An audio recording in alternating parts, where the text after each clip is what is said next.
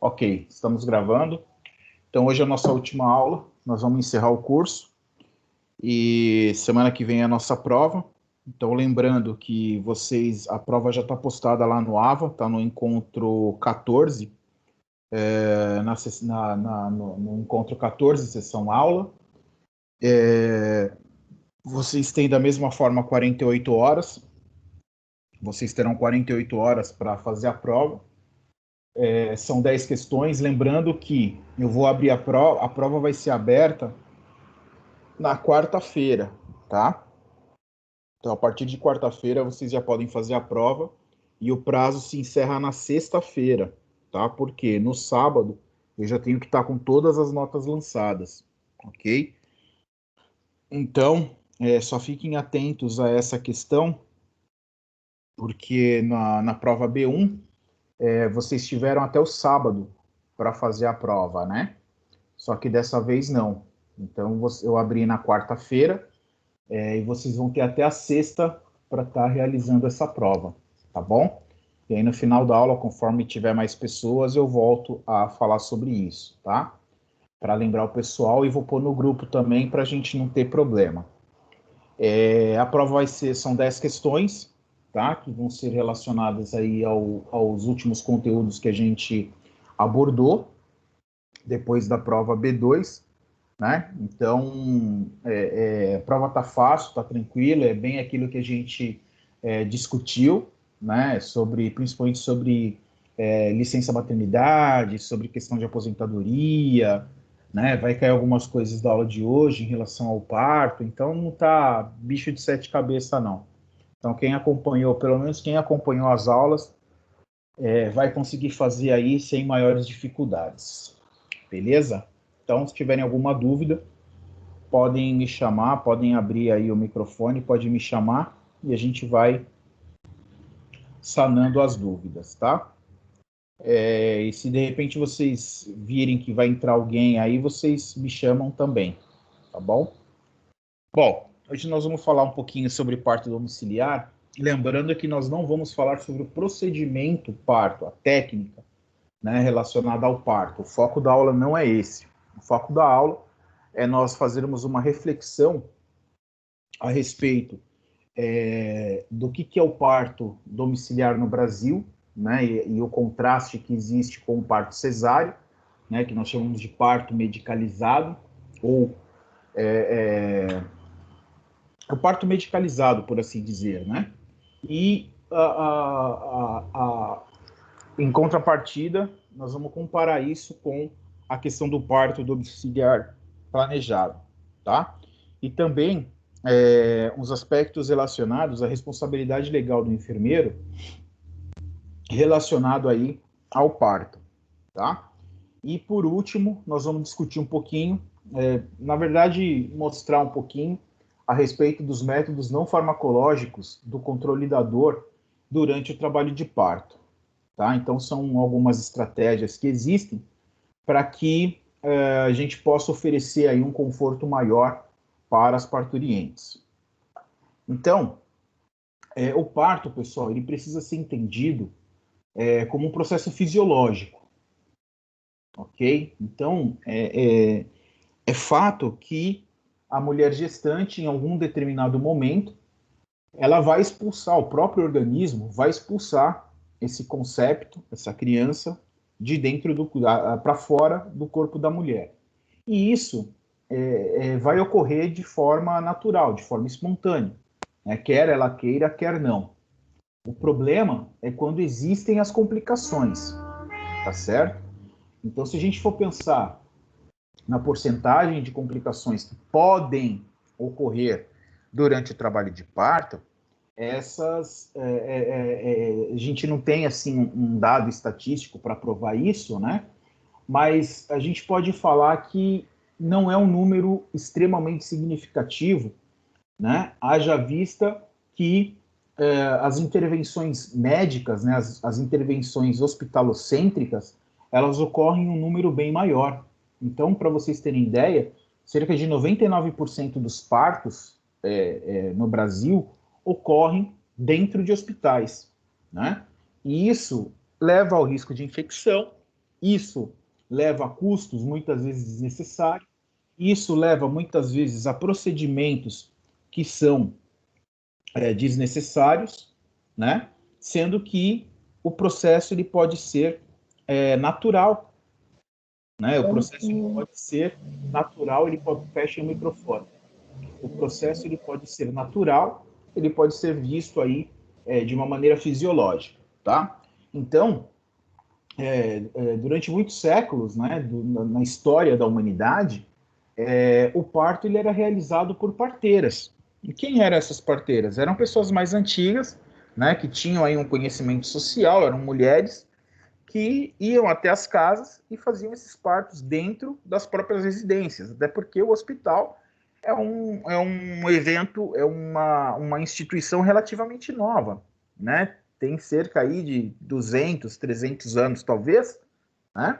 E antes disso, o parto ele era realizado dentro das casas, né? Pelas parteiras.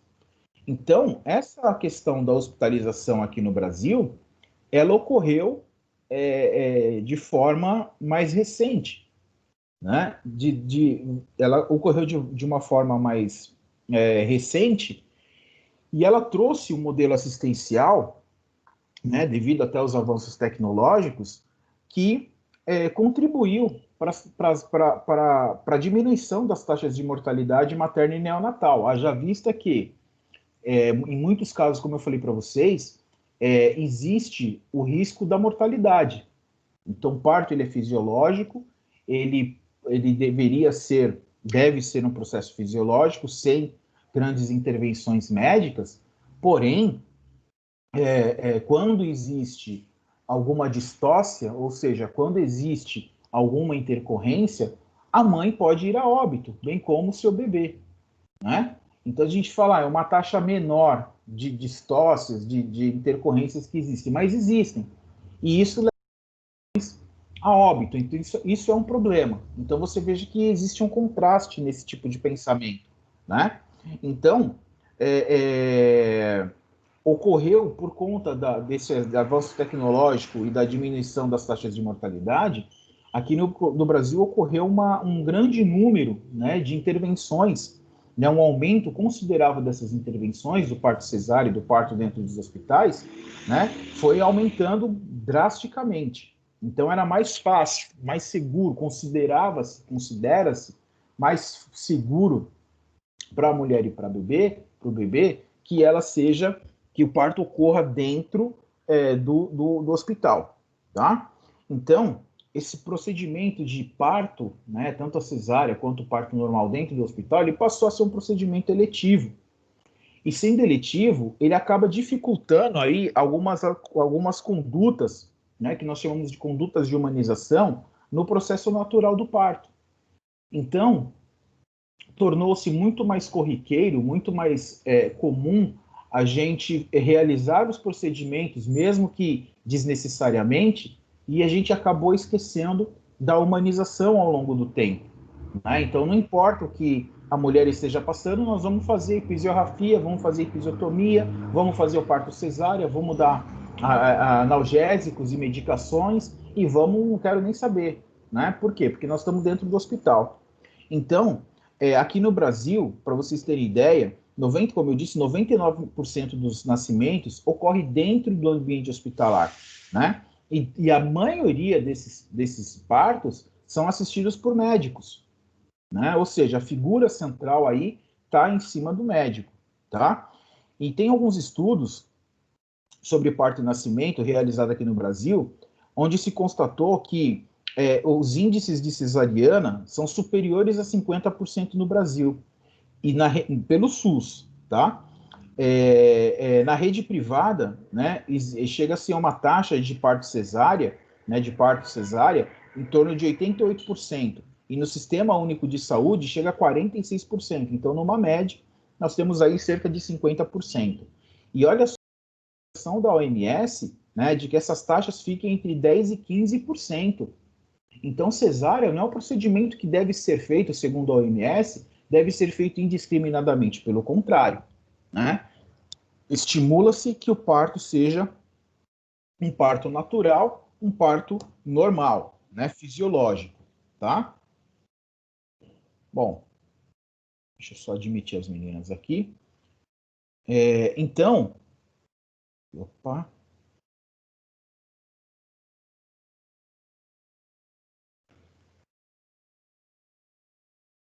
Peraí, deixa eu só.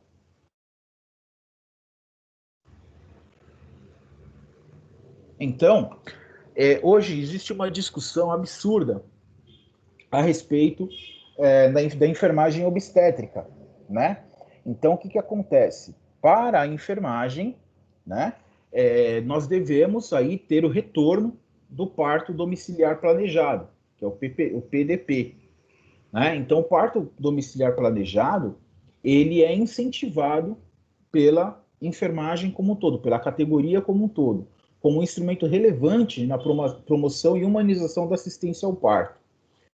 Essa política, né, ela tem um embasamento, isso não é à toa, né? Então essa política ela avança tendo em vista a necessidade de se dar concretude, ou seja, de se dar, de se tornar concreto, né? Os princípios diretivos do SUS, no que se refere à garantia da qualidade, efetividade e segurança da parturiente e do recém-nascido durante o parto natural, no cenário natural do contexto domiciliar planejado. Então o SUS ele diz o seguinte: olha, o ideal, né, é mais seguro para a paciente que ela tenha o seu bebê dentro da sua residência. Claro que assistido por profissionais, devidamente assistida por profissionais qualificados, né? Só que o SUS, propriamente dito, ele tem essa política, ele implanta essa política, a categoria de enfermagem nacional, ela apoia essa política, né? As obstetrizes apoiam essa política, porém o SUS ele não tem perna para que isso aconteça, né? Então existe aí um paradigma, né, onde que nós entendemos que o parto domiciliar ele é melhor, ele é mais seguro porque a paciente vai estar no conforto do seu lar, acompanhada dos seus entes queridos, né? Não incorre aí em risco de infecção. É claro que não é porque nasce em casa que ela deixa de ter assistência hospitalar, muito pelo contrário, né? Ela precisa, sim, procurar depois um hospital, né? Para que sejam feitos talvez alguns cuidados em específico, pelo menos um exame no bebê, alguma coisa do gênero, caso ela tenha alguma intercorrência, né? Mas existe esse incentivo. Agora, o SUS tem perna para fazer isso? Não tem. A gente mal tem perna para a estratégia saúde da família, né? Quanto mais para fazer parto dentro de casa. E outra que o parto, ele também é um evento traumático, né? Então você imagina se tem outras crianças, a mãe vai gritar por conta da dor, enfim. Então nós sabemos que existe também uma complicação. Então ele é legal sim, mas a gente precisa ter bom senso para poder fazer essa reflexão, tá? Já na perspectiva do médico, né, nós temos uma literatura escassa em relação a essa questão, e muitas dessas poucas literaturas apontam o comportamento do médico egocêntrico. Ou seja, os médicos eles reproduzem a clássica postura do seu poder inquestionável. O médico é Deus, né? E eles falam o seguinte: não tem essa de parto domiciliar, não. O parto tem que ser dentro do hospital, né? Então, o médico ele se coloca na relação de parto. O médico ele se coloca como ator principal do parto, né? A mulher ela atua como coadjuvante, ou seja, a mulher ela não é importante. O importante é o ato, o importante é a técnica envolvida, né? Então o corpo da mulher ela se transforma num objeto, ao invés de ser o sujeito principal da atuação, né? Sendo que no parto domiciliar não. No parto domiciliar a mulher é o centro da história. Então a gente observa que os médicos eles têm essa postura. Estou falando de uma maneira geral, tá, gente? É claro que existem aí as exceções.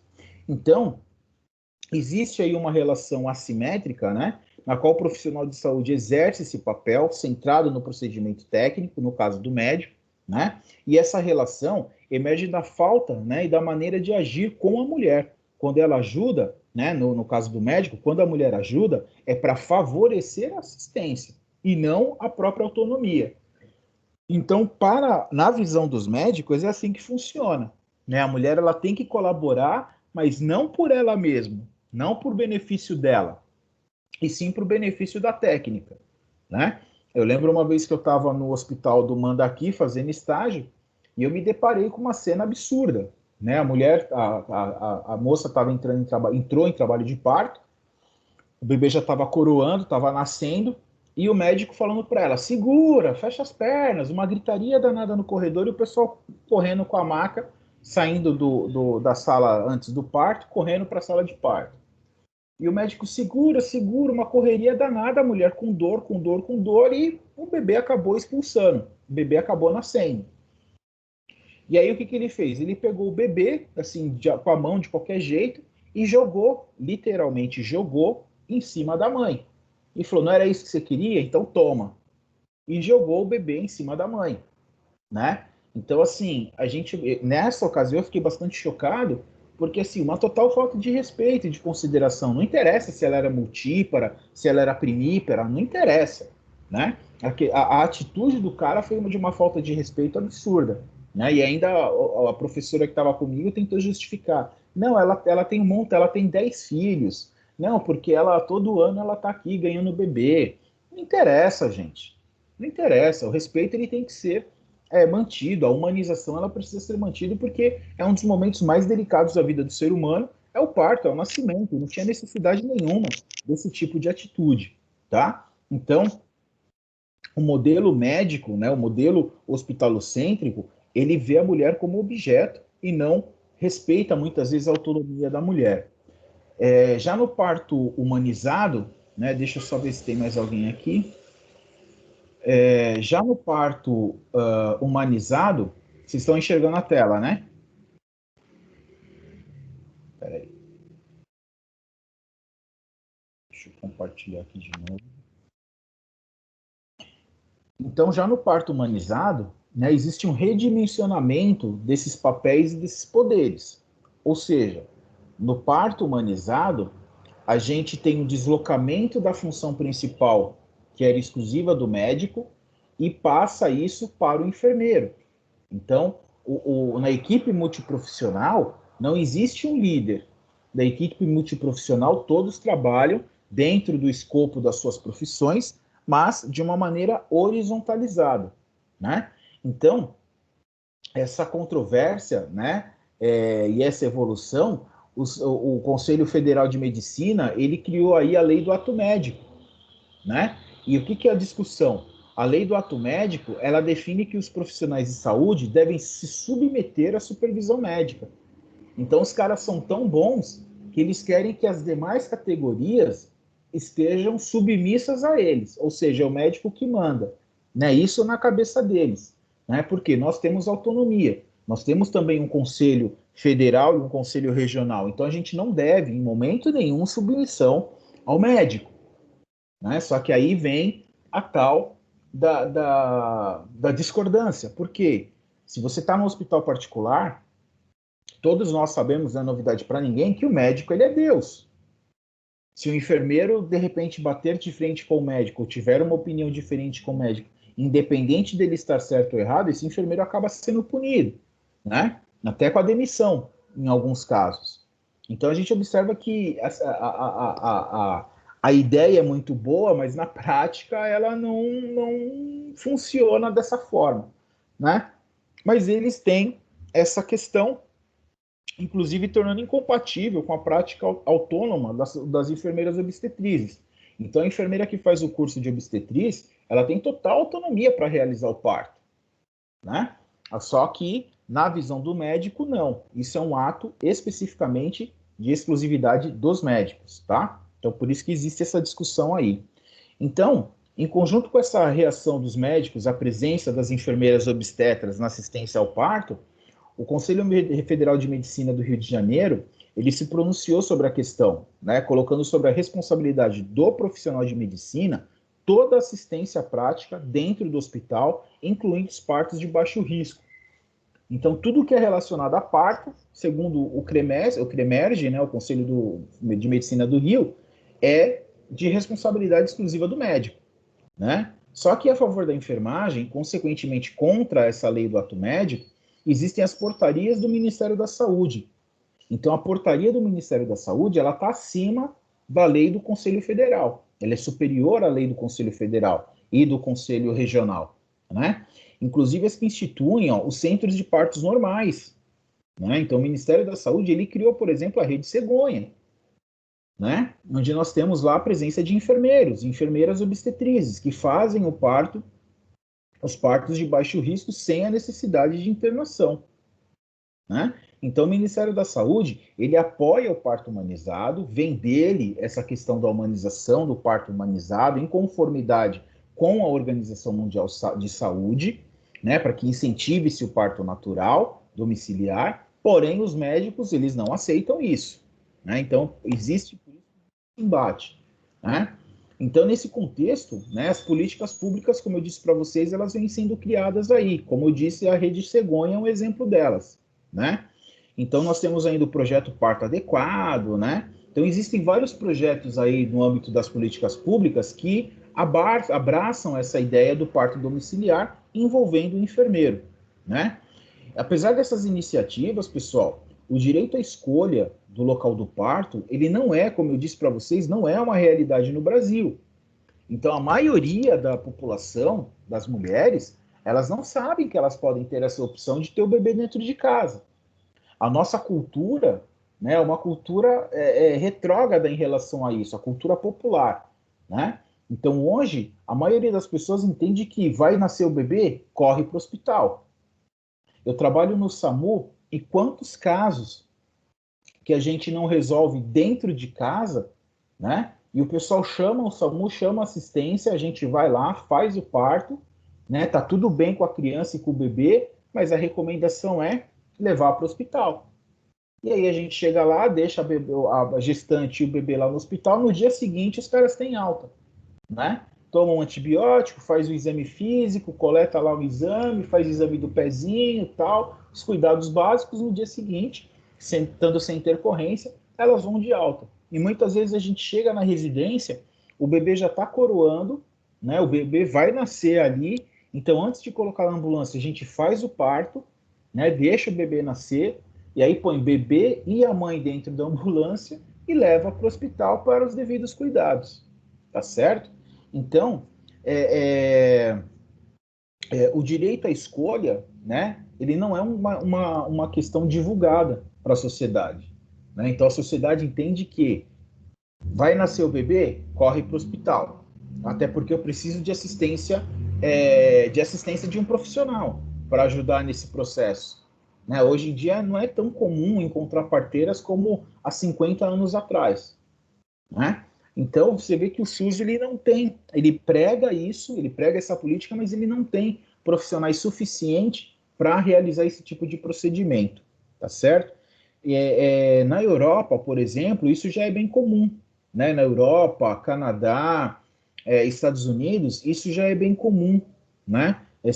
As mulheres elas têm o acesso à informação, né? E são informações de qualidade, e aí elas escolhem o local onde o bebê vai nascer e o que tipo de parto que elas querem ter, da forma que elas se sentem mais seguras. Aqui no Brasil isso está caminhando ainda, tá? Então, a recomendação da Organização Mundial de Saúde é que as mulheres tenham essa possibilidade de escolha, né? E dentro daquilo que ela se sentir segura. Então, pode ser em casa, pode ser no hospital, ok. Onde ela se sente mais segura? Então, ela tem essa possibilidade de escolha. Não é isso que a OMS recomenda. Mas aqui no Brasil, a gente sabe que isso ainda não é uma realidade, tá? Então, o SUS, ele não oferece essa possibilidade de parto domiciliar no quadro de procedimento. Ou seja, se o enfermeiro vai lá, por exemplo, o SAMU, né? Eu vou lá na casa da residente, na residência da gestante e faço o parto lá. Isso não é cobrado. O SUS ele não paga por esse tipo de procedimento, né? Porque não tem na tabela de pagamento, né? Então o SUS ele não tem como contabilizar isso, né? Então você vê que, mais uma vez, a contradição aí nessas questões, tá? Bom, então a alta incidência da medicalização no momento do parto e os altos índices de cesariana, eles contribuem para que as mulheres questionem o modelo obstétrico vigente, passando a se informarem cada vez mais, tornando-se capazes de exercerem autonomia. Então, existem alguns estudos que eu postei até no AVA para vocês, que mostram, né, que aqui no Brasil essa tendência tem aumentado, né? E essa tendência aumenta em que população? Na população de nível superior, na população que tem um pouco mais de conhecimento, que tem acesso à internet. Então a gestante ela começa a pesquisar, ela começa a entrar em grupos, né, de gestantes. Até na própria UBS também, elas passam a entrar em grupos de gestante, onde elas começam a ter informações e descobrem que o parto, ele pode ser feito dentro da casa, né? Que ela não precisa fazer esse parto dentro do hospital. E aí ela começa a entender sobre as taxas, a incidência de infecções, as medicações que muitas vezes são utilizadas sem necessidade, né? Diversos procedimentos, lavagem intestinal, diversos procedimentos que muitas vezes não são necessários utilizar, né? Elas começam a ter essas informações e elas entendem que o parto é um processo fisiológico que pode acontecer de uma forma muito tranquila dentro da residência, no conforto do seu lar. Então, quem são essas mulheres? As mulheres que têm nível superior, que têm um padrão econômico melhor, né? Um padrão econômico mais desenvolvido. Então, essas mulheres elas acabam pagando para algum profissional, para alguma enfermeira, né? Para ir lá, ou para as parteiras, para que elas façam o trabalho dentro da sua residência e evite que vá para o hospital. Então, tem essa possibilidade? Tem, mas essa informação está disponível aí para todo mundo? Vocês veem algum comercial na televisão que fala sobre, olha, o parto é um parto fisiológico, ele é um parto natural, ele é um processo natural da mulher e ele pode ser feito dentro de casa. A gente não vê isso, não vê esse tipo de informação. Então, essa informação ela precisa ser buscada, né? E ela precisa ser bem informada, bem entendida, porque existem riscos também, tá? Então, ainda que de maneira tímida, né, o parto domiciliar planejado ele tem crescido, né, principalmente nos grandes centros urbanos, tá certo? Então, essa caracterização socioeconômica ela não é inesperada, né? Uma vez que o parto domiciliar ele é oferecido, como eu disse, mediante honorários profissionais, ou seja, a mulher tem que pagar. E não é todo mundo que tem dinheiro para pagar esse tipo de profissional, que tem dinheiro para pagar uma enfermeira obstetriz, para pagar uma equipe para fazer o parto dentro de casa. Então isso custa dinheiro e custa caro, não é barato, tá? Então, alguns estudos que também estão lá no AVA, né, os artigos, que caracterizam a população que optou pelo PDP, parto domiciliar planejado, a maioria eram mulheres primíparas, ou seja, que era o primeiro filho, tá? Diferente da literatura internacional, que evidencia que a maior parte das mulheres que optaram por esse tipo de parto eram multíparas. Então, a mulher que está tendo o seu primeiro filho, aqui no Brasil, é essa que vai buscar esse tipo de informação e acaba entendendo esse processo, tá? Então, esses dados, eles evidenciam uma tendência nacional de mulheres que nunca tiveram filhos buscarem o parto domiciliar como alternativa, né, ao modelo obstétrico hospitalocêntrico, ao modelo obstétrico medicalizado, tá? Uma vez que essas entram em contato com informações acerca de riscos, benefícios, né, do ambiente, né, mesmo estando na primeira gestação.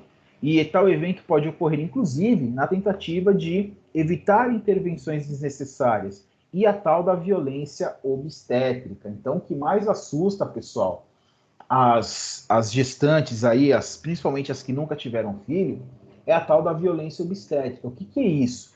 Né? É a mulher ser invadida de forma desnecessária, gente. Né? É muitas vezes o constrangimento que ela passa dentro de um hospital por conta do nascimento do seu filho. Né? Então, é constrangedor para a mulher. Então, vocês que são mães, vocês sabem o quanto é constrangedor. É lavagem intestinal que faz, é jejum que os caras impõem muitas vezes, né? É um desgaste desnecessário, né? São medicações que muitas vezes não tem necessidade nenhuma de tomar essas medicações.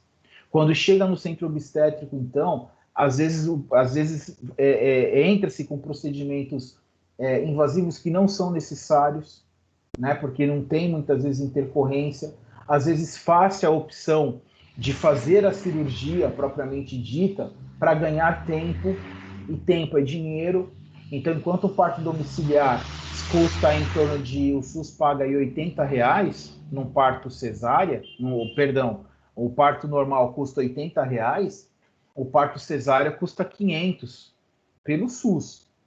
Pelo particular, um parto cesárea, ele custa cerca de 2 mil, 2 a 3 mil. Aí você tem o dinheiro do anestesista, né? Então, assim, já vai para 4.500. Então, se o cara fizer 10 partos no dia, em um dia ele ganhou R$ 45.000 em um dia. Você acha que esses caras são podres de rico? Você acha que esses caras vão querer fazer parto natural? O parto natural, muitas vezes, ele pode demorar 8, 12 horas. A cesárea você faz em 40 minutos, 40, 45 minutos. Então, você consegue fazer aí 10, 12 cesáreas num dia. Pega um médico kamikaze aí, como eu via em alguns hospitais que eu trabalhei, Santa Joana, né? E Promadri que eu trabalhei, os caras ficavam lá 24 horas de plantão no hospital, esperando chegar gestantes para fazer parto. E tinha dia, pessoal, que rolava pelo menos 50, 60, 100 partos em um dia, em 24 horas, nascia naquele local, né? E tudo de parto cesáreo. Tudo de parto cesáreo. Então você imagina a fortuna. O dono do Hospital Santa Joana, que é o Dr. Antônio e o Dr. Eduardo Amaro, são dois irmãos, esses caras são multimilionários. Eles têm uma fortuna que é um negócio incalculável. Justamente porque os caras focaram nessa questão de gestantes, né, de parto.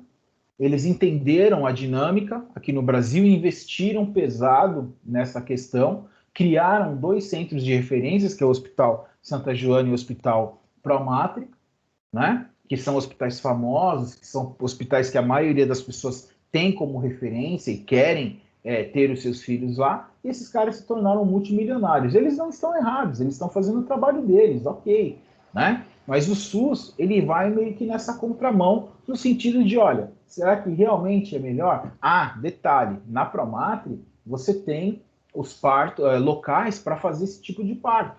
Então, você entra no quarto lá, o quarto parece uma casa, né? Tem piscina, tem banheira de ofurô, tem não sei o quê, tem um monte de coisas lá para tentar dar conforto para fazer o parto normal. Só que o parto normal, como eu disse, ele pode demorar 8 horas. E a cesárea, 40 minutos. Você acha que o médico vai querer ficar à disposição dessa gestante durante 8 horas, esperando esse bebê nascer? É aí onde a gente entra. É aí onde a enfermagem entra, né? Onde a enfermeira obstetriz entra. Tá? Então, já que vai ter que ter toda essa demora, toda essa espera, a enfermeira ela entra em ação nesse momento, tá? Então, você vê que é complicada essa questão, né? Então, esses resultados, eles relacionam os desfechos maternos e neonatais, reafirmando, né, a segurança do parto domiciliar, né, assistido por profissionais capacitados. Ou seja, é seguro ter o bebê dentro de casa? É, né? Desde que ele esteja amparado por profissionais capacitados, né? Pessoas que saibam o que estão fazendo, né? Então esses resultados eles ajudam também, né, e vão ao encontro em âmbito internacional acerca do tema. Então isso não é uma coisa só do Brasil, isso é do mundo. O mundo pensa dessa forma, né? As quais demonstram que a opção pelo parto domiciliar assistido por profissional capacitado não acrescenta risco ao processo de parto e nascimento, desde que respeitados os critérios de elegibilidade, ou seja, não é toda gestante que tem condições de ter o parto domiciliar. Essa gestante ela precisa ter condições, tem que ser uma gestação de baixo risco, não pode ser uma gestação de alto risco, né? O profissional ele tem que identificar as possíveis intercorrências e saber agir diante dessas intercorrências. Então, tem uma série de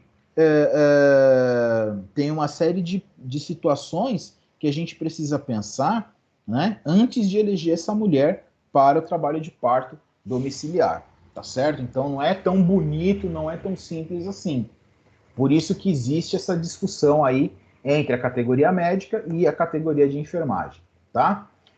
Em relação à atuação do enfermeiro, pessoal, olha só, as parteiras tradicionais, elas são responsáveis hoje pelo nascimento de 450 mil crianças por ano no mundo, tá? Isso corresponde a 18% dos nascimentos atualmente. Uma taxa bem baixa, né? 18% é uma taxa considerável, claro, mas é uma taxa baixa. Então, o alto índice dessas intervenções nesse processo fisiológico, ele não tem garantido, né, a qualidade de assistência e nem a queda, né, dos indicadores de morbimortalidade materna. Então, isso representa um desafio para todo mundo em relação à mulher nesse período. Então, veja só, as intervenções que ocorrem no parto natural, que deveria ser natural, ela não diz, em momento nenhum, que a mulher está livre de morrer, de ter complicações, mesmo ela estando dentro do hospital. Então, a mesma probabilidade que ela tem de ter intercorrência dentro de casa, ela tem de ter dentro do hospital. Então, foi feito todo um planejamento, né? Então, foi feito todo um planejamento aí para que ela tenha o parto dentro de casa. Vem a equipe profissional para ajudar nesse parto e, de repente, teve uma intercorrência. Precisamos de suporte hospitalar. Mas tranquilo, põe ela na ambulância e leva embora. Leva para o hospital. E muitas vezes a mulher que estava tudo certinho, estava tudo planejado, tudo ok para ter o parto dentro do hospital, também passa pela mesma intercorrência. Então você observa que não é que o parto dentro de casa ele corre mais risco. Não, os dois são de risco. Podem ter riscos, podem ter complicações. É isso que precisa ser entendido, né? Então, o caráter não invasivo dessas tecnologias do cuidado de enfermagem obstétrica reside em acreditarmos que, quando o sujeito estabelece um vínculo de confiança com o profissional, ambos compartilham as decisões no planejamento dos seus cuidados. E é isso que nós, como enfermeiros, precisamos entender, e é dessa forma que a gente precisa atuar. Então, quando a gente vai cuidar de uma gestante, né, segundo aí essa holística, essa visão do parto natural, do parto domiciliar, a primeira coisa é estabelecer um vínculo de confiança. A gente não consegue garantir o sucesso do procedimento. Nós vamos ver daqui a pouquinho na responsabilidade legal, a gente não consegue garantir o resultado. Então a gente pode informar que é bom, que é interessante, que é isso, que é aquilo, ok, e isso de fato é. Agora, dar garantia do resultado, olha, dar garantia que não vai haver nenhuma intercorrência, que seu bebê vai nascer bem, vai nascer a termo e vai ser lindo, a gente não consegue garantir. Né? A gente consegue, isso é estabelecer um vínculo de confiança, é mostrar a realidade para essa gestante, né? Que é seguro, que é legal, que é bonito, porém não existe garantia de sucesso. Então, o profissional que fala que garante isso, ele está incorrendo em crime, porque se der problema, ele vai responder civil, criminal e administrativamente. Sem contar que ele pode vir a perder uma vida, no mínimo, ou pelo menos 2 vidas, ou causar sequelas nessas 2 vidas. Então, a gente precisa tomar muito cuidado, né? Então, nós enfermeiros, nós somos habilitados de forma técnica e científica para assistência à parturição. Então, essas aulas que nós estamos tendo, né, durante esse curso de Seminário Integrador de Saúde da Mulher, Saúde da Mulher propriamente dita, eles nos traz essa capacitação para que nós possamos realizar o parto. Né? E nós vamos ver o que a lei diz sobre isso. A pergunta que eu faço para vocês é: vocês acham que vocês têm condições de realizar um parto natural? Não precisa me responder. Né? Eu quero só que vocês pensem nisso. Né? Você chegar na cena, ver que o bebê está nascendo e realizar o parto. Então você precisa ter esse preparo, né? Buscar esse preparo técnico, científico, para que você possa realizar o procedimento. Afinal de contas, daqui a alguns meses você também será enfermeiro. Né? Então nós temos essa habilitação. E desde 1998, o Ministério ele iniciou algumas estratégias para essas políticas de qualificação. Né? Então foi feito o curso de pós-graduação em enfermagem, né? É o parto vaginal, né? Tem aí o incentivo de financiamento, né? do próprio SUS, tá certo? As portarias para inclusão do parto realizado por enfermeiro na tabela de pagamento, né? Então quando o enfermeiro tem lá a rede cegonha, tem lá as casas de parto e é o enfermeiro que faz, isso tem na tabela do SUS e isso passou a ser pago pelo SUS. Então, existe sim, nesses últimos anos, né? Nós temos vivido aí grandes mudanças no cenário dessa assistência obstétrica, né? Então, existem valores que estão sendo retomados, que vão além dessas questões técnicas e científicas e apontam aí para o resgate do modelo histórico de nascimento, trazendo novamente o ambiente hospitalar como um local propício, sim, para o parto, por que não? Né? Então, nesse contexto, né, os enfermeiros obstetras eles despontam na ascensão ao parto domiciliar planejado, visando aí retomar a qualidade da assistência, né, dessa parturição, inclusive para parturiente e recém-nascido. Então, o modelo atual da assistência ao parto, ele envolve práticas culturais, né, de comunidades isoladas. Então, você tem aí comunidades indígenas, comunidades rurais, né, em alguns cantos aí do Brasil, que ainda a opinião da parteira, a presença da parteira é fundamental. Então a mulher começa a entrar em trabalho de parto, ela manda chamar a Dona Maria. E a Dona Maria vem lá, pede uma bacia, pede toalha, pede, né, água quente, e ela vai fazer o parto, e essas mulheres confiam cegamente nessas parteiras. Isso precisa ser respeitado. Culturalmente, isso precisa ser respeitado. Então, dependendo da região do Brasil em que você vai trabalhar, você vai se deparar com esse tipo de situação. Porque essas residências, né, as residências para esses pacientes, representam aí um lugar seguro e viável para que elas deem à luz, tá? Deixa eu só ver se tem mais alguém aqui. Não.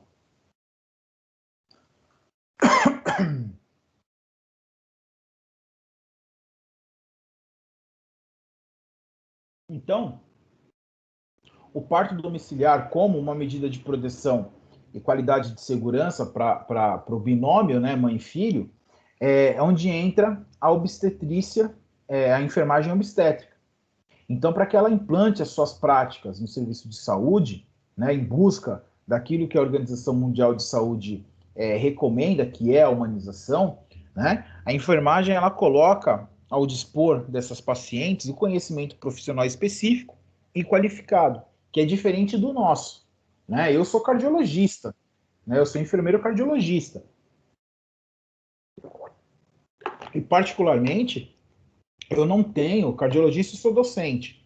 Particularmente, eu não tenho grande experiência com parto.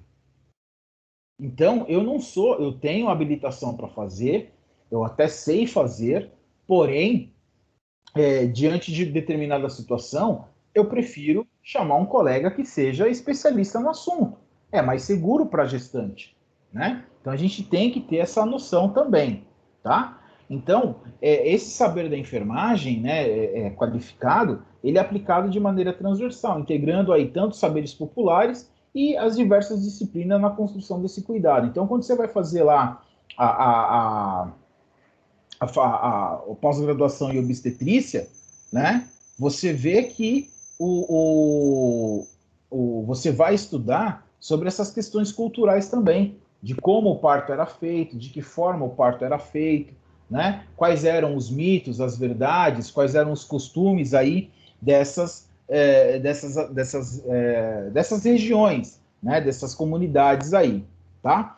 Então, uma das características mais marcantes da enfermagem obstétrica é o tratamento não farmacológico para o alívio da dor, que são técnicas que as obstetrizes elas utilizam para aliviar esses sintomas da dor e para dar um conforto maior para as gestantes. E esse tratamento não farmacológico, pessoal, ele tem evidência científica, tá? Não é um negócio empírico, não, ok? Então, existem estudos que abordam essa questão aí do tratamento não farmacológico da dor e que muitas vezes muitas mulheres se interessam muito por isso, tá? Então a gente vai falar um pouquinho a respeito da responsabilidade legal do enfermeiro. Então o que acontece, pessoal? Diante desses avanços tecnológicos, né, que a gente viu aí, da assistência ao parto, tratamento não farmacológico, parto hospitalizado, na discussão da lei do ato médico, né, e da evolução dos recursos humanos, ou seja, hoje existem pós-graduações, existem especializações, mesmo diante de tudo isso, diante da informação, que hoje a gente tem uma gama de informações gigantesca com o advento da internet, ainda assim, pessoal, existe a possibilidade de se cometer um erro no exercício profissional. E isso é bastante presente. né? Então, nós já chegamos a discutir isso em outras ocasiões, e eu volto a reafirmar. O erro, ele vai sempre andar do teu lado, gente. A possibilidade de você errar, ela sempre vai estar presente na tua vida. Não importa qual seja a área que você esteja, o erro vai estar ali, esperando você para executá-lo. As condições para que o erro aconteça, muitas vezes elas podem ser mitigadas, elas podem ser trabalhadas. Ela existe. E ela está lá todos os dias, todo santo plantão, toda vez que você põe a tua roupa branca, o teu jaleco branco e sai para trabalhar, o erro ele vai estar te acompanhando, né? Agora, se você vai dar atenção ao erro e errar ou não, aí é contigo. E aí é onde entra a responsabilidade legal, tá? Então, na atualidade, é cada vez mais evidente a preocupação com as repercussões desses erros. Ou seja, se quando a gente erra, pessoal, nós vamos parar no Datena, nós vamos parar no telejornal, nós vamos parar Ô Marcela, você está caindo, acho que o problema é aí, tá? Não é aqui não, não é no sistema não, é que você talvez seja a internet do teu celular, que está ruim, tá? Então você veja o seguinte, ó, o problema, além da mídia, né, pessoal, quando a gente erra, a gente cai na boca do sapo, e vai parar na boca do sapo literalmente, existe a questão da vida humana. Então, quando a gente erra, a gente mata. Quando a gente erra, a gente deixa o indivíduo incapaz. Então, o erro na nossa profissão, ele pode ser mortal. E às vezes é mortal. O erro na área da saúde, ele é mais complicado por conta disso. Quando a gente erra no banco, a gente está errando com números, com dinheiro. Então, a gente repõe.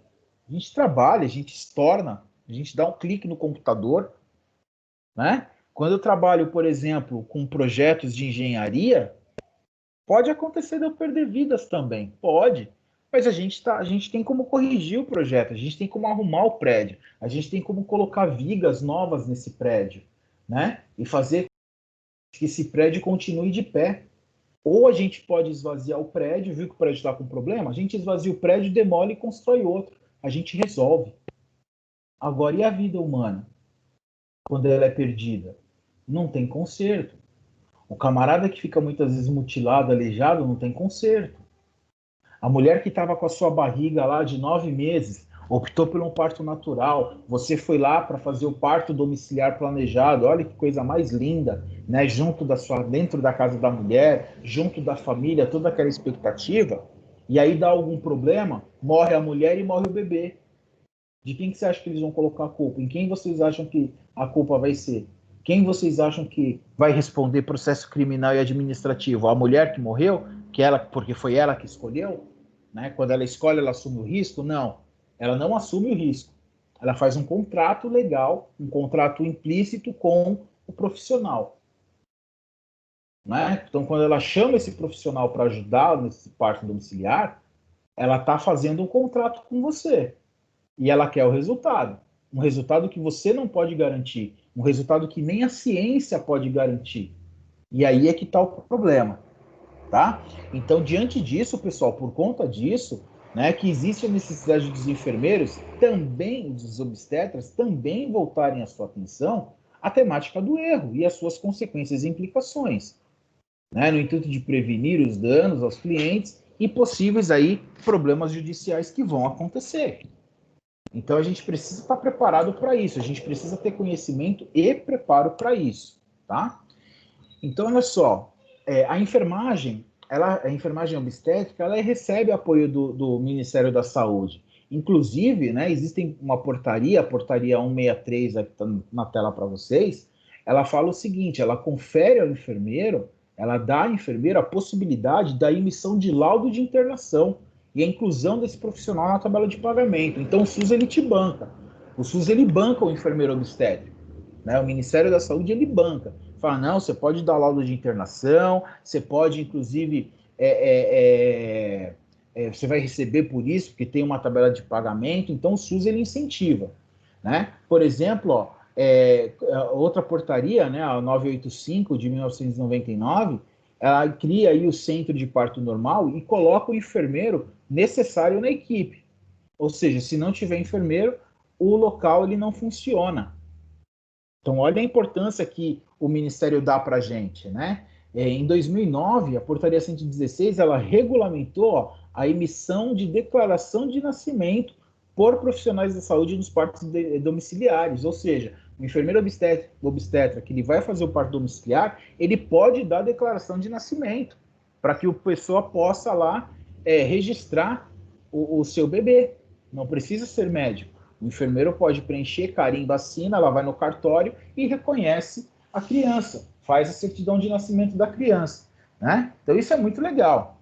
Então, à medida que os enfermeiros eles vão conquistando espaço e nós da enfermagem queremos conquistar espaço, né? Então a gente adora criar procedimento, a gente adora, nós queremos fazer procedimento, nós queremos arrumar para a cabeça. Né? O enfermeiro ele tem essa característica de querer se infiltrar, se enfiar no serviço que não é dele. Ele não se contenta já com 1 milhão de atividades que ele tem para fazer. Ele quer fazer mais, ele quer ganhar espaço. Só que com isso, ele consegue sim, só com isso aumenta a responsabilidade. Né? Porque a responsabilidade ela consiste no dever jurídico de responder pelos atos que violem direitos e a reparar os danos causados. Então, ok, nós vamos ampliar o seu escopo de trabalho, nós vamos ampliar, você quer mais direitos, você quer ter mais autonomia, ok, só que a autonomia requer responsabilidade. E se você errar, você vai ser punido severamente por conta disso, tá? Então, a ação ou omissão do profissional que resultar em dano ao cliente pode ser intencional, ou seja, com desejo e previsão do resultado prejudicial, caracterizando dolo, né, ou sem intenção, nos casos culposos. Então, o que é dolo? Dolo, o camarada teve a intenção, ele fez sabendo o que ia fazer, então ele premeditou, ele planejou, ele sabia o que ele estava fazendo e o paciente sofreu um dano, veio a óbito, alguma coisa aconteceu, mas o profissional fez na intenção de fazer.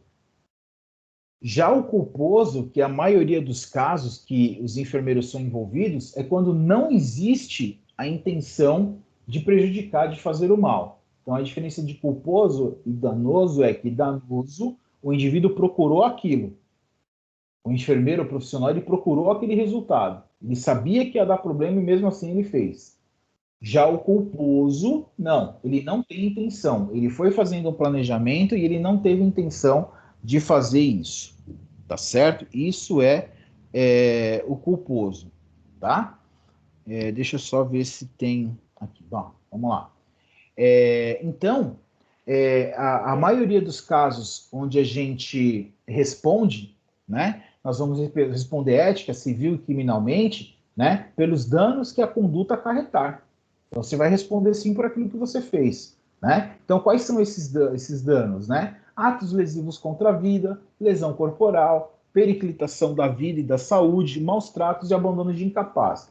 Então, no caso do parto, a gente entra aqui nessa questão aqui, ó.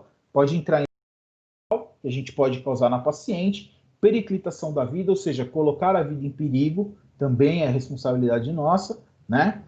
Atos lesivos contra a vida, que a gente também pode responder por esse tipo de crime, tá? Maus tratos e abandono de capaz dificilmente é caracterizado na questão de parto. É mais essa questão de periclitação, né? Lesão corporal e atos lesivos, tá certo? Então, a nossa conduta, ela se torna crime dentro dessas situações aí. Então, a caracterização da ação culposa, ela se dá pela forma de atuação do profissional. Isso aqui é importante entender, tá? Então, só vai haver crime quando você faz a atuação, quando você faz o procedimento. E esse procedimento, ele provocou dano ao cliente. E nesse momento, né, no presente, esse procedimento que levou ao problema do paciente, né, ele é caracterizado por 3 palavras que vocês conhecem muito bem: negligência, imperícia e imprudência. Tá? Então, a negligência, pessoal, é a omissão, a indolência, a inércia, a inobservância dos deveres. A imprudência é a falta de cautela, manifestada na conduta comissiva, intempestiva e insensata. Normalmente, quando a gente fala de parto, a gente cai aqui no crime de gerado pela imprudência, tá? Por quê, pessoal? Não tem cuidado, tá? Para fazer a conduta. E pode ocorrer também na imperícia. Né? O que é imperícia? A falta de observação das normas técnicas, do preparo, da falta de conhecimento. Então, se eu não sei reconhecer uma distócia, eu não vou entrar em parto, eu não vou mexer com parto. Se eu não tenho conhecimento técnico-científico, eu não vou realizar o procedimento. Eu vou deixar para quem sabe. Então, eu vou estar resguardando a paciente e vou estar resguardando a mim também. Né? A negligência é aquilo que faz de qualquer jeito, ou deixa de fazer sabendo o que tinha que fazer. Né? Vamos deixar sofrer um pouquinho para ela aprender a não abrir mais as pernas. É assim que as pessoas agem muitas vezes no hospital, e eu já vi isso alguns anos atrás dentro do centro obstétrico. Né? Não, deixa sofrer um pouquinho, porque quem sabe ela aprende. Ou a frase maldita, né? Na hora de fazer tava gostoso, né? Na hora de fazer tava virando o olhinho. Agora fica enchendo o saco, fica dando trabalho. Então, são essas questões aí que a gente entra quando a gente pensa em crime, tá? Então, essas questões, né, tornam-se bastante evidentes dentro da enfermagem obstétrica, né? Porque conforme a atitude tomada pelo profissional, a mulher pode perceber-se vulnerável e submissa, porque ela está na mão do profissional. Então, ela deixa de exercer os seus direitos de escolha e até mesmo sobre o tipo de parto que ela será submetida. Então, cabe a nós, né, aos enfermeiros obstetras, aos enfermeiros de uma maneira geral, né, criar e mostrar as condições para que nós possamos atuar com segurança, tá? Inclusive, um dos direitos do paciente é de ser informado sobre as possibilidades de escolha e os riscos, né, que são inerentes aí ao procedimento. Então, a gente precisa falar para o paciente que ele corre risco, sim, que as coisas podem dar errado, sim, que nem tudo são flores, a gente não tem como garantir isso. Então, ele deve informar a parturiente as alternativas de assistência ao parto e as práticas benéficas recomendadas pela OMS. A gente tem que dar informação, tá? Então, diferente dos riscos evitáveis e implícitos a alguns procedimentos, os riscos previsíveis devem obrigatoriamente ser evitados pelo enfermeiro, pois a culpa profissional existirá quando, diante da possibilidade de antever e evitar um resultado assistencial negativo, o enfermeiro não faz, resultando em dano. Então, assim, o cara tá vendo que vai dar merda. Ele sabe que vai dar merda. Ele sabe que ele precisa fazer algo diferente, que ele precisa tomar uma conduta. E aí ele acaba não fazendo, a paciente acaba indo a óbito ou acaba sofrendo algum tipo de lesão, tá? Então, o enfermeiro, ao prestar uma assistência, ele deve assegurar que os pacientes estarão livres de danos recorrentes de imperícia, imprudência e negligência, conforme diz o nosso código de ética, tá? Por isso que eu sempre falo, andem com código de ética embaixo do braço, porque aí vocês não vão ter problema, provavelmente vocês não vão ter problema e não vão sofrer com essa questão, tá bom? Então precisa tomar bastante cuidado aí com essas questões, tá? Bom, a natureza da responsabilidade do profissional, como eu disse para vocês, ela é contratual, ou seja, estabelece-se um contrato entre este profissional e o cliente que o procura, mesmo quando tácito. O que eu estou dizendo quando tácito? Eu estou dizendo para vocês o seguinte, olha, mesmo que ninguém assine papel, quando a gente vai prestar assistência à saúde, a gente estabelece um vínculo, estabelece um contrato com esse paciente. Ou seja, o paciente veio procurar o serviço, a gente tem obrigação de cuidar dele, a gente tem obrigação de fazer o melhor por ele, né? Então, isso são as cláusulas contratuais, tá certo? E nós vamos ter que fazer o melhor para recuperar a vida e a saúde desse paciente. Então, é aplicado ao enfermeiro, assim como em outros profissionais liberais, que se vinculam à prestação de um serviço, no princípio da obrigação de e-mail, pessoal. E o que é obrigação de e-mail? Né? É o compromisso de prestar um serviço com prudência e diligência para atingir um determinado resultado. Então, o que é obrigação de e-mail? A obrigação de e-mail diz o seguinte: você tem que utilizar o teu conhecimento, você tem que prestar um atendimento seguro e você tem que prestar um atendimento livre de erro. Isso é a nossa obrigação. Porém, a gente não consegue garantir o resultado. Olha, nós fizemos tudo o que foi possível e imaginável. Infelizmente, nós tivemos um problema, o paciente veio a óbito. Então, nós cumprimos o nosso contrato. Nós fizemos tudo o que era possível.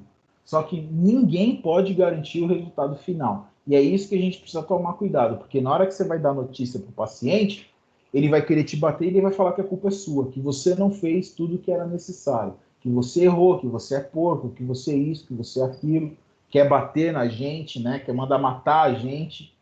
Então, é justamente por isso. Porque os caras, quando ele procura um serviço, nós temos a obrigação de e-mail, mas nós não podemos garantir o resultado, tá? Então, o enfermeiro obstetra da mesma forma. Ele não pode garantir o resultado final do processo de parturição. Ele não tem como fazer isso, ninguém tem. Porém, ele pode se munir de todos os cuidados e zelo, evitando expor a mulher e o nascituro a risco desnecessário, como exercer uma atividade, ao exercer uma atividade na assistência do parto. Então, é em cima disso que a gente trabalha, né? Então, mesmo que eu não possa garantir o resultado final do processo de parturição, eu tenho que tomar todos os cuidados possíveis e imagináveis para evitar expor essa mulher ao risco desnecessário, tá certo? Então, nós sabemos que tem alguns procedimentos que são prescritos, que são realizados nos hospitais, que são desnecessários. Então, para que eu vou colocar essa mulher em risco? Eu tenho autonomia, nós temos conhecimento para falar não, não vou fazer, não é a melhor alternativa, né? Quer fazer, ó, você prescreveu, beleza, só que você vai lá e faz, eu não vou fazer. A lei nos protege, porque se nós fizermos e gerarmos lesão, essa mesma lei que nos protege é a lei que vai nos punir. Tá certo? Então a gente precisa fazer essa reflexão, a gente precisa pensar nisso, a gente precisa buscar conhecimento para poder sair para o mercado de trabalho, tá bom? Então, o enfermeiro ele tem que voltar constantemente a sua atenção aos limites da sua competência. Por isso que eu sempre faço essa pergunta para vocês, né? E a gente está terminando o semestre que vem alguns aí já vão para o 9º semestre, né? Já estão chegando na reta final. E eu deixo essa pergunta para vocês refletirem agora nas férias, para vocês pensarem. Eu faço essa pergunta para o pessoal no primeiro dia de aula, né? Eu faço essa pergunta para o pessoal do 1º, 2º, 3º semestre, né? Que eu tenho uma turma grande também. Então eu falo para eles, né? Se olha no espelho, falei isso também anteontem para o pessoal de estágio, né? Eu falei para eles, você precisa pensar, e é uma resposta que só você tem para você mesmo, é você e você diante do espelho, né, na hora de dormir, e tem que se perguntar, até onde eu sou competente? Até onde eu tenho competência para fazer um bom trabalho, para ser enfermeira? Eu estava dando aula para uma criatura do 10º semestre, a criatura está há dias de se formar, de concluir o curso, ou há semanas de concluir o curso, e a criatura não sabe reconhecer um paciente que está infartado. Ela não sabe o que é um infarto e está fazendo estágio. E sabe no que ela põe a culpa? Porque ela não tem experiência. Eu falei, mas como é que você quer ter experiência se você ainda nem é enfermeira? Não, mas se eu fosse técnica, eu falei, técnica é outra história. Eu falei, vocês estão se prendendo e colocando a culpa da incapacidade, da incompetência de vocês na tal da experiência.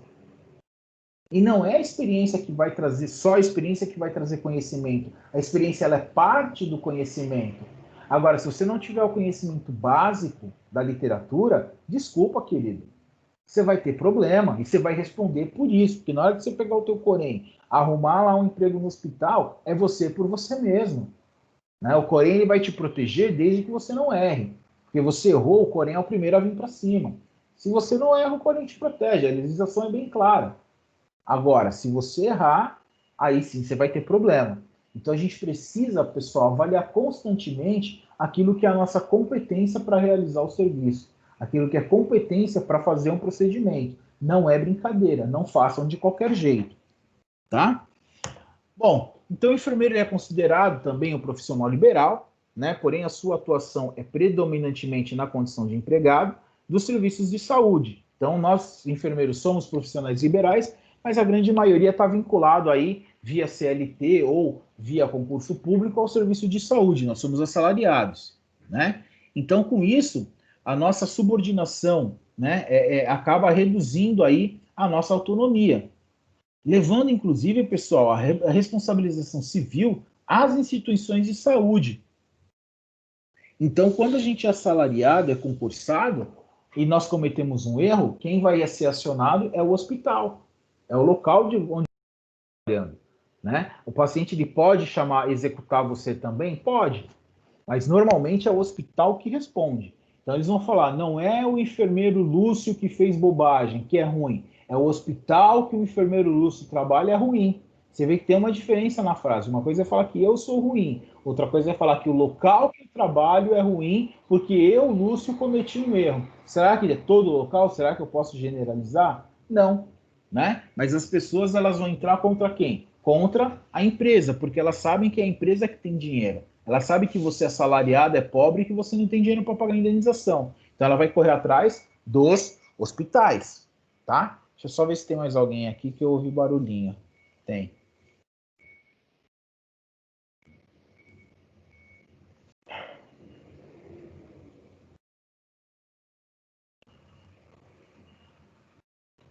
Então, na enfermagem obstétrica, a gente observa a atuação dos profissionais sem vínculo institucional, né, logo de forma autônoma. Então, na enfermagem obstétrica, tem muita gente que trabalha por conta, que trabalha sozinha, né? Prestando assistência domiciliar às gestantes, parturientes, recém-nascido, né? E casos que ficarão sujeitos a suportar individualmente as consequências do dano que der em causa. Ou seja, mesmo esse enfermeiro autônomo, se ele cometer um erro, ele vai responder sozinho, porque aí não tem empresa. Ele é um profissional autônomo, ele resolveu por si só trabalhar sozinho. Então, se ele errar, ele vai arcar com todo o custo aí sozinho. Lembra que nós falamos nas aulas passadas sobre empreendedorismo, né? Então é legal empreender, é maravilhoso, é sensacional, uhul, legal. Só que se você cometer erros, você que vai ter que responder civil e criminalmente, inclusive administrativamente com recursos. Você vai ter que pagar a indenização, caso você erre. Então é bem complexo, né? Então, o hospital como empresa, né, prestadora de serviços, empregadora do enfermeiro, ela também vai ser acionada porque ela também tem uma obrigação civil. Contudo, né, o hospital ele tem direito de pleitear a descaracterização da denúncia, né, do cliente, demonstrando a inexistência do erro ou posteriormente alegar a culpa exclusiva do profissional. Então, o que a empresa ela faz quando ela toma um processo? Ela vai tentar sair fora. De que forma? Ela vai falar, eu dei toda a tecnologia necessária para o profissional trabalhar. Ele errou porque ele quis. Quem errou foi ele, não foi o hospital. Nós providenciamos material, nós providenciamos tecnologia, nós pagamos salário. Então a culpa é do enfermeiro. Ele assumiu o risco de ir lá e fazer coisa errada. Deu para entender, pessoal? Então, a gente precisa entender que a culpa do hospital geralmente é considerada objetiva, né? E ela não precisa ser provada pelo cliente. Ou seja, o cliente, ele é o mais fraco da relação. Então, o cliente, ele não tem que provar nada. Quem tem que provar é o hospital. Quem tem que provar se sim foi feito erro ou não, isso aí é dentro do hospital, tá? Porque a prova, né, ela não pode ser produzida pelo paciente. Prova é prontuário. Ah, nós fizemos de tudo, tá anotado? Fizeram a anotação direitinho?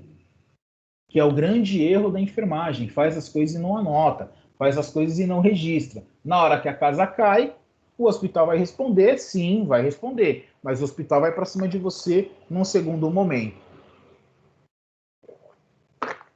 Beleza? Então vamos lá. Em relação aos métodos não farmacológicos para o alívio da dor, a gente vai entender o seguinte, pessoal. A dor, né, o mecanismo fisiológico do trabalho de parto, ele vai gerar dor, não tem como, porque tem a contração uterina, tem a dilatação do colo do útero, a descida da apresentação fetal, a expulsão desse feto. Então é impossível que a mulher não sinta dor, ela vai sentir dor, tá? Então, essa dor, né, ela é somática, né, ela é contínua e intensificada também pelo estado emocional da parturirente e também por fatores ambientais. Então, os estudos mostram para a gente o seguinte: quanto mais a gente proporcionar conforto para essa mulher, melhor será a sensação de dor. Agora, quando a mulher chega num ambiente desconhecido, com pessoas desconhecidas, com pessoas que ela não está acostumada, a tendência é ela sentir mais dor. Isso são estudos que falam, tá? Em contrapartida, quando o marido está próximo, o marido ou o companheiro está próximo, ou a mãe, ou algum colega que a conhece, essa dor ela é minimizada, tá? Então, a ideia da enfermagem obstetrícia é esse alívio da dor, né? Na medida do possível também a gente orienta essas mulheres no pré-natal, vai trabalhando essas mulheres durante o pré-natal para que elas se preparem para o momento do parto, tá? Então, a gente enfatiza a importância do acompanhante, porque muitas vezes a gente precisa do acompanhante porque ela se sente mais segura, mais forte, mais confortável, e ela acaba acontecendo, acaba permitindo aí o parto de uma maneira mais tranquila, tá? Então, algumas medidas para o conforto da parturiente. Medidas ambientais, então, ambiente calmo, ambiente tranquilo, com pouca luz, muitas vezes com uma musiquinha de fundo pode ajudar, um ambiente limpo, né, claro, ele pode ajudar muito na diminuição da dor, né?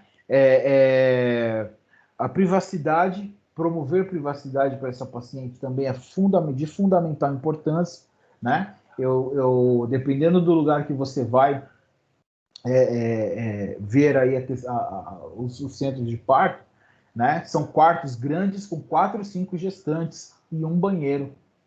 Então, assim, a mulher ela está sangrando, né? Ela vai precisar ir no banheiro, vai precisar trocar absorvente, enfim. E só tem um banheiro, gente. É surreal, né? Eu não consigo entender isso. Então, assim, a mulher ela entra no banheiro, o banheiro está sujo de sangue.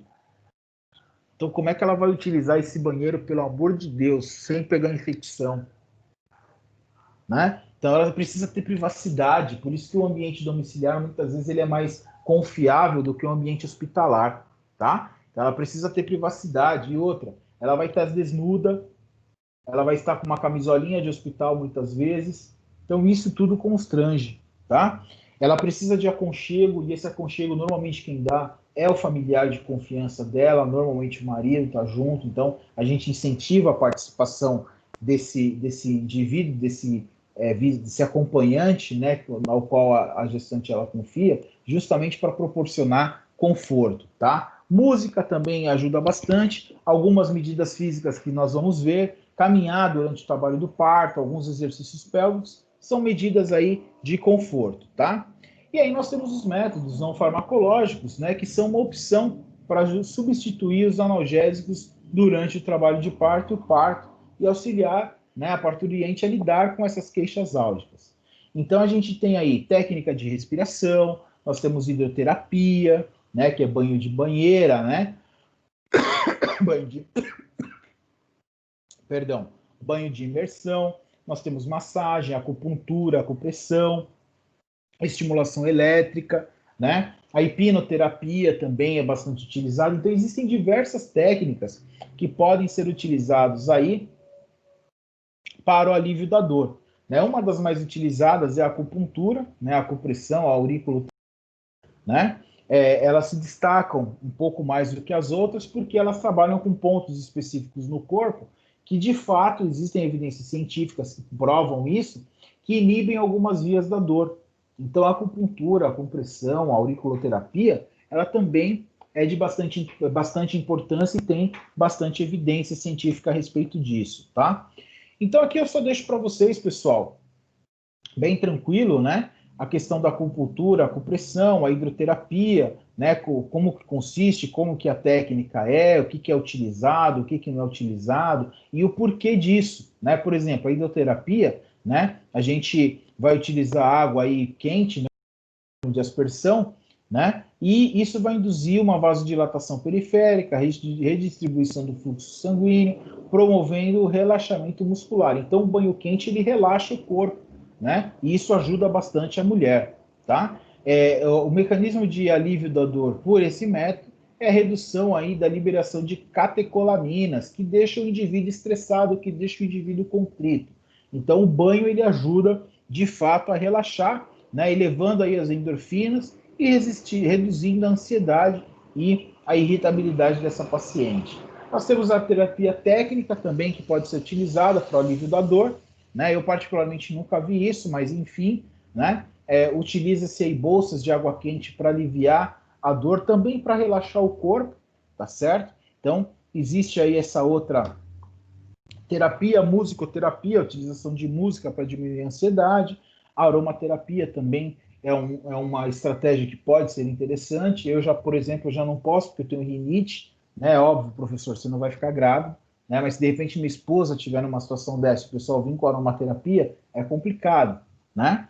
Então, assim, mas tudo isso tem evidência científica, tá? As técnicas de respiração, que também podem ser utilizadas aí para promover, né, o encurtamento do trabalho de parto, né? Então as enfermeiras obstetras elas têm esse tipo de treinamento para ajudar, né? Então os exercícios respiratórios eles podem não ser suficientes na redução de sensação dolorosa durante o primeiro estágio de trabalho de parto, porém são eficazes na redução da ansiedade, tá? Então é uma outra estratégia também. Reflexologia também que é bastante utilizado, né? Pode ser utilizado também aí para ajudar.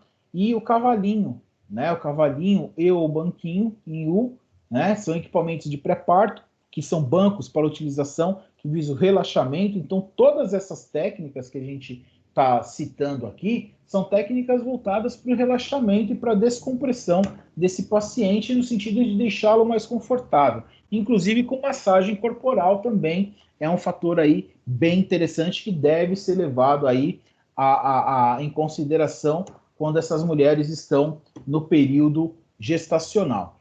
Beleza? Bom, meninos, alguma Tem alguém pergunta? pedindo para o senhor aceitar, professor. Já aceitei aqui. Uma aula bem curtinha, mas tem bastante informação, tá? Alguma dúvida, pessoal? Algum comentário que vocês queiram fazer? Alguma Posso questão? fazer um comentário, professor? Por favor. Professor, respeitosamente, o senhor não acha que isso daí também pode ser um processo de involução? Ser difícil isso aí ganhar força? Estou falando assim pela parte onerosa, né, dos médicos. Sim, sim, concordo com Tem, você a, em número e tem, grau. tem a cesárea como carro-chefe, né? Uhum. E movimentam tantos milhões aí, e eles priorizam a cesárea.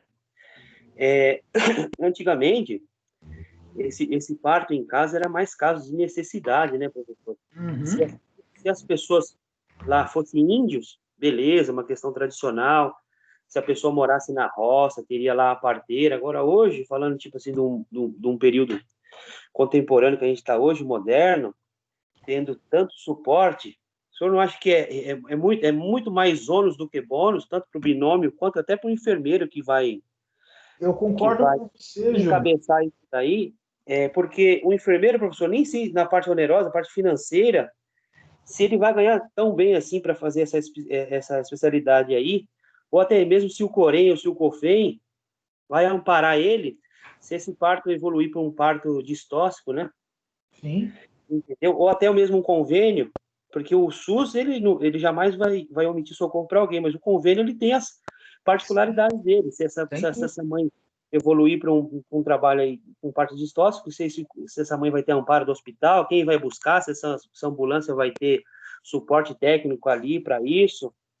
Eu acho assim, professor, que estou falando de mim, tá? Eu acho que tem várias outras especialidades que são também muito nobres.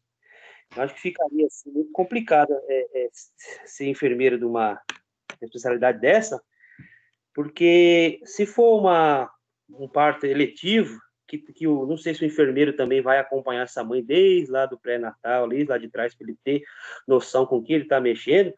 Estou falando assim, e eu gostaria de ter competência para mim fazer um parto emergencial, no caso, no metrô, numa rodovia, se tivesse ali preciso, que eu fosse eficaz para fazer aquilo ali, porque eu acho isso aí muito arriscado, professor, porque olha para você ver quantas coisas que tem contra. Não seria um capricho da mãe, sabendo que tem um hospital, ou Um falar local assim, seguro, né?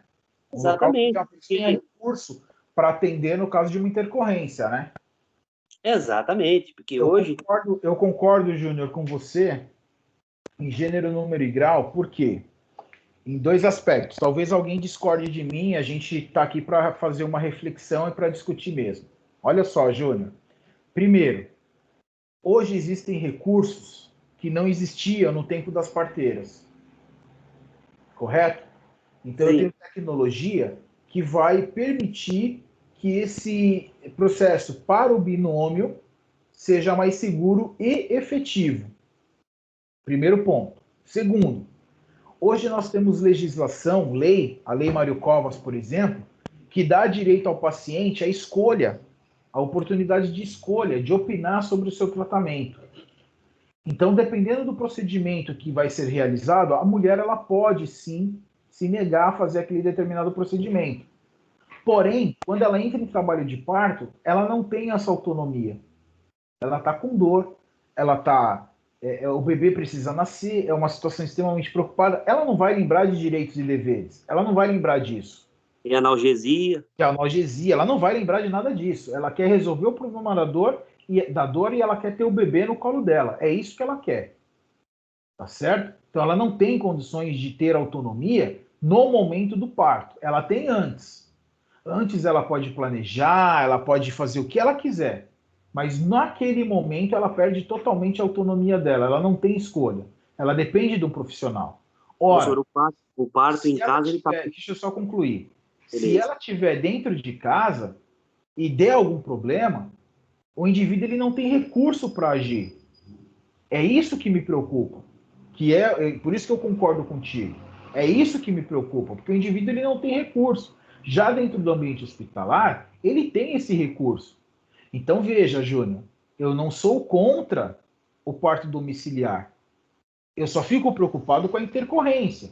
Então, entre ficar preocupado com a intercorrência e levar essa mulher para o hospital, eu, Lúcio, enfermeiro, prefiro levar essa mulher para o hospital.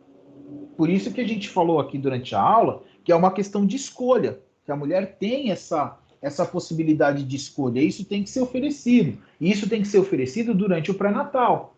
Então, durante o pré-natal é lindo. Não, vou preparar minha casa para a chegada do bebê, vamos gastar dinheiro com um monte de coisa que o bebê não vai usar. Então, o pessoal vai pintar a casa, o pessoal vai pôr papel de parede, o pessoal vai comprar um monte de bugiganga que o bebê não precisa, né? E ela cria essa questão de, não, eu vou ganhar em casa, eu quero fazer isso porque é lindo, porque é maravilhoso, eu quero ir na banheira, tudo bem. Agora eu quero ver na hora que o bicho pegar, que tiver intercorrência, se esses métodos não farmacológicos vão ajudar, por exemplo. Professor, o senhor está sendo contra, então, tudo isso que o senhor ministrou na aula? Não, não estou sendo contra, estou fazendo uma reflexão. Por isso que eu fiz a pergunta: será que você, enquanto profissional, tem competência para isso? Opa, o que o Corém diz? O que a lei diz para a gente? Que eu posso agir em casos de urgência e emergência em partos sem distócias. Então, generalista que somos nós podemos agir em partos de urgência e emergência sem distócia, ou seja, está no meio da rua. E o parto é o seguinte, gente, não tem o que fazer, é ficar segurando o bebê. É a mulher ficar de perna aberta e a gente ficar ali na posição de goleiro, esperando o bebê nascer. O bebê ele nasce sozinho, ele sabe nascer, né? O corpo ele sabe expulsar. Então a gente não precisa fazer. Então a gente fica ali para amparar o bebê, para limpar e aquecer esse bebê, porque muitos bebês dentro de casa acabam tendo sofrimento e vindo a óbito por falta de aquecimento. Tanto que quando a gente chega a 99% dos casos, quando a gente aquece o bebê, a gente já melhora o quadro clínico dele só com o aquecimento. Não estou falando de aspiração de via aérea, não estou falando de nada disso, só com o aquecimento a gente consegue melhorar o estado do bebê, né? Então, isso parte de baixo risco, parte normal. Agora, o problema, Júnior, é quando dá problema. É essa a questão. Então, a gente precisa se avaliar. Até onde eu tenho competência, até onde eu tenho capacidade técnica para fazer isso. Então, assim, quando eu falo para você que eu concordo com você, eu concordo. E eu não estou sendo contra a aula que eu ministrei. E é como você falou, a gente pode estar evoluindo dependendo do ponto de vista, sim. Né? Diante da tecnologia, sim, a gente pode estar evoluindo. Em contrapartida, eu tenho intervenções desnecessárias. Essa é a questão. Então, precisa fazer cesárea? Será que realmente é indicação de fazer cesárea? Será que ao invés de submeter a um procedimento cirúrgico que pode gerar infecção, será que eu não posso ter um pouco de paciência e deixar esse corpo reagir? É isso que se discute na questão de humanização. Porque na o bloqueio de plexo, ela vai ficar com uma dor de cabeça desgraçada, porque o bloqueio de plexo vai ser a medicação introduzida na medula, é rápida anestesia, então da cintura para baixo ela não sente mais nada, né? Ela está consciente e orientada durante todo o ato cirúrgico, porém da cintura para baixo ela não se movimenta. Agora, quando ela for para o quarto, ela vai ser manipulada, ela vai querer urinar, ela vai querer fazer uma série de coisas. E aí ela fica com a dor de cabeça residual por semanas depois do parto, por conta da anestesia. Então você veja que nós temos aí duas situações, que é isso que a gente precisa fazer uma análise bem clara, baseado em documento, baseado em estudo científico, para a gente poder se posicionar. Pois não? Professor, então é correto afirmar que o parto, né, em casa ele está muito mais próximo da periclitação do que o hospitalar, né, professor? Ele está próximo da onde? Oi? Não entendi o que você falou, perdão. O parto residencial, aí que o senhor está falando, domiciliar. Domiciliar, ele está muito mais próximo da periclitação do que o hospitalar. E só para finalizar, se a esposa do senhor quisesse, não sei se o senhor tem filho, acho que não, mas se ela quisesse ter um filho domiciliar, nesse esquema aí domiciliar, o que o senhor falaria para ela? O senhor ia concordar? O senhor ia contra? Eu sou contra. Eu, Lúcio... Eu cortava ela na hora.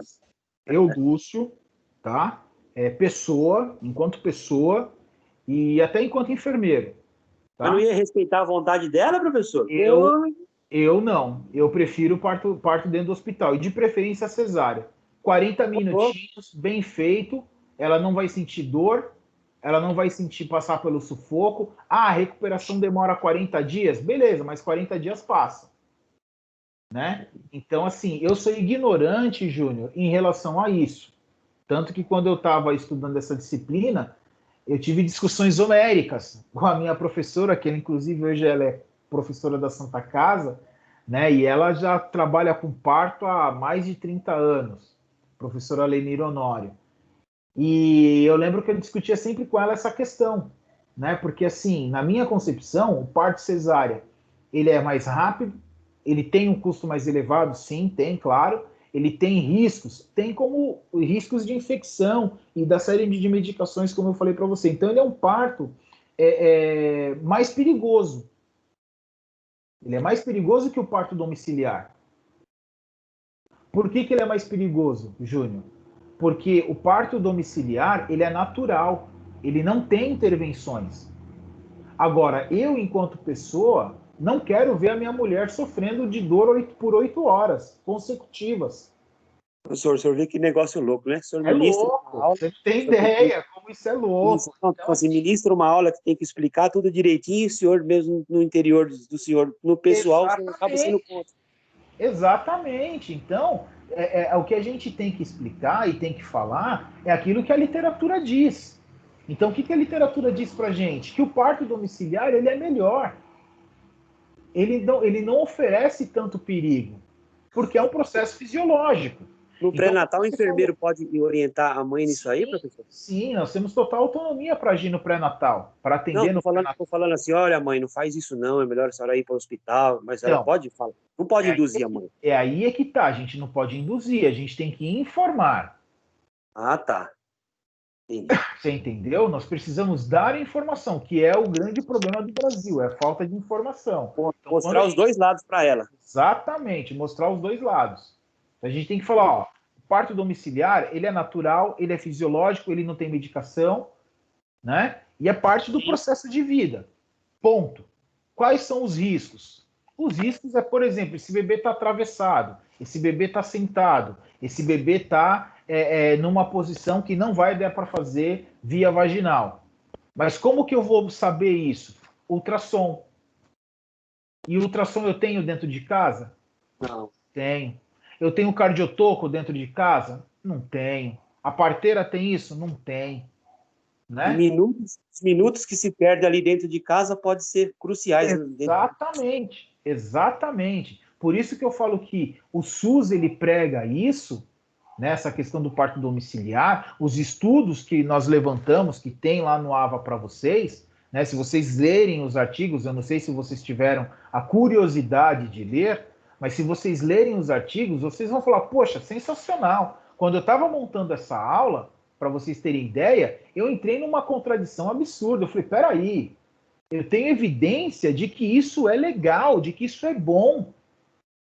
Mas cadê a estrutura aqui no Brasil? Quando a gente pensa em Brasil, não vamos falar de São Paulo, Rio e Minas, e Porto Alegre, que são os grandes centros urbanos. Não vamos falar das capitais. Vamos falar do interior. Vamos pensar no interior. Que aqui, por exemplo, aqui onde eu moro, eu estou a 10 minutos do Hospital Sapopemba. Eu estou a 5 minutos, eu estou em torno de 5, 10 minutos do Hospital Vila Alpina, que é um centro de referência de maternidade, que nós já falamos sobre isso em aula. Né? O Hospital aqui da Vila Alpina é referência em parto, em urgência, em maternidade, do SUS. Então, eu estou próximo. Né? Então, por que eu vou arriscar? Por que eu vou arriscar? Por que eu posso pagar para uma equipe vir aqui fazer o parto da minha esposa na minha casa? Posso. Agora, será que vale a pena correr o risco? Né? Será que essa questão diagnóstica, a pessoa vai ter condições de fazer, né, para saber o posicionamento do bebê? Então, você vê que tem uma série de fatores que podem interferir, gente. E a discussão que eu tinha com a minha professora foi gigantesca. E ela falava, Lúcio, você está errado. Ela falava isso para mim, Lúcio, o seu pensamento está errado. O parto ele é natural, ele é fisiológico, ele faz parte do corpo da mulher, do processo. Eu falei, beleza, professora, eu concordo, mas será que não vale a pena dar uma ajudinha para a natureza? Mas eu fui aprovado na disciplina, contanto que eu estou aqui hoje. Por isso que a ideia, pessoal, não é falar para vocês assim, olha, sigam a receita de bolo. Não. A minha ideia com essa aula é mostrar para vocês que existem responsabilidades, que existem procedimentos que podem ser realizados, que ajudam, que dão certo, que é seguro. Ok. Mas o fundamental da aula é que vocês observem que existem responsabilidades que vocês vão ter que arcar, se der certo e se der errado. Se der certo, você vai aparecer no quadro de fotografia, você vai ganhar um presentinho, né? Você vai virar o herói, você vai virar recordação. Agora, se der errado, querido, até a cadeia você vai puxar, né? Então você passa a ser você vai do céu ao inferno em questão de minutos. Então é essa reflexão que a gente precisa fazer. Salomé, queria muito a sua fala. Pode falar. E no caso, professor, quando vai fazer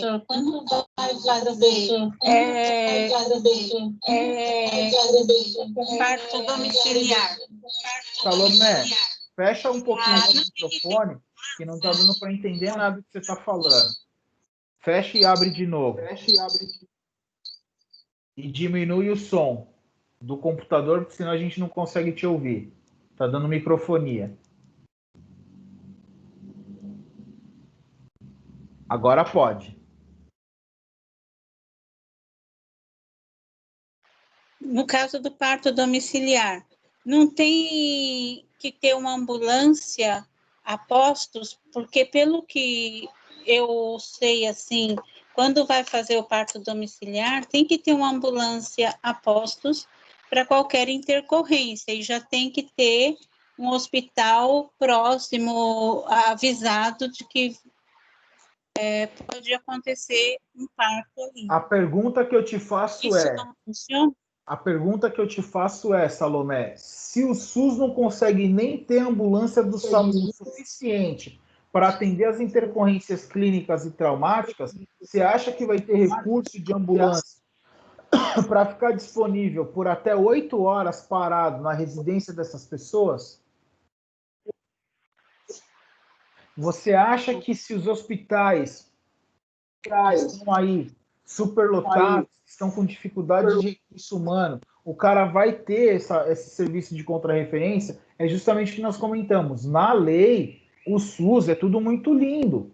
Para o Ministério, não, vamos fazer, vamos acontecer. Mas vem para a periferia, vem para a realidade.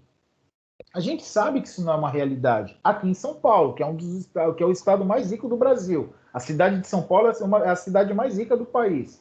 Se aqui a gente tem escassez de recurso, você imagina nos outros estados. Então, assim, teria que ter? Seria o ideal.